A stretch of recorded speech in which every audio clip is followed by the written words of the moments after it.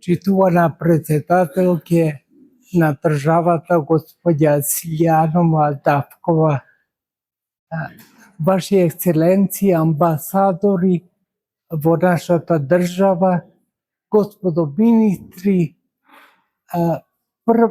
председателе на првата опозиција во државава, браќа и сестри. Нема да зборувам за херојското дело на големите луѓе кои ги нарекуваме и линденци, затоа што за нив ќе слушнат и за нивното дело и на гумење вчера и денеска на Мечкин камен. Она што сакам да го кажам со црковен речник е вечноста која ги привлекла овие светли мажи да можат да го дадат животот свој за ближниот свој. Уште на Константин философ го поставиле праштањето како вие христијаните кои велите не убивај, убивате.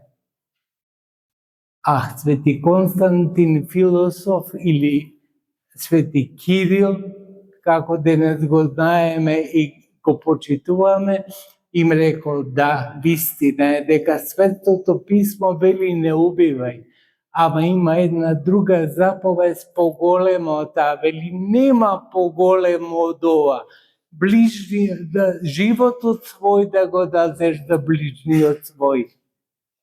Ете за таа вечност ке ви зборувам за линденците.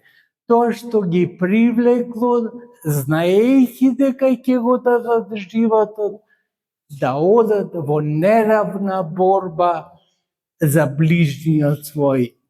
Затоа што го дале својот живот тогаш кога бил во опасност животот на нивните блиски, жената, децата, комшиите и сите оние во околината на кои бил во опасност нивниот живот.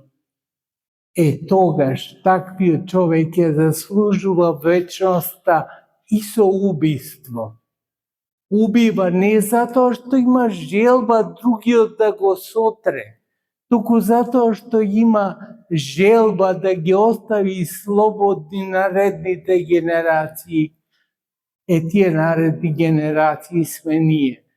Тие наредни генерации знаеме да го распознаваме тоа и да им речеме благодарам на овие луѓе кои не го жалеа животот за нашиот живот да тече поспокојно. Нема полошо од војна. Тоа велат уште старите.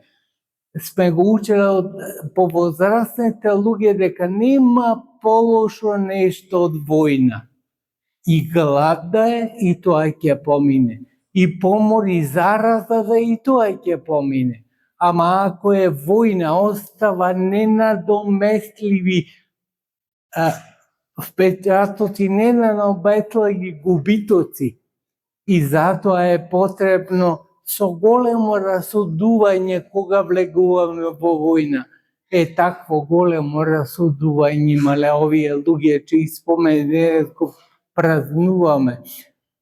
Велам го празнуваме, иако панихида им служиме, затоа што Словото е поучно за сите нас, како празник за сите нас. Ако е потребно животот свој да го дадеме за ближниот свој, да не го жалиме животот свој, зашто нема посвето нешто од ближниот наш.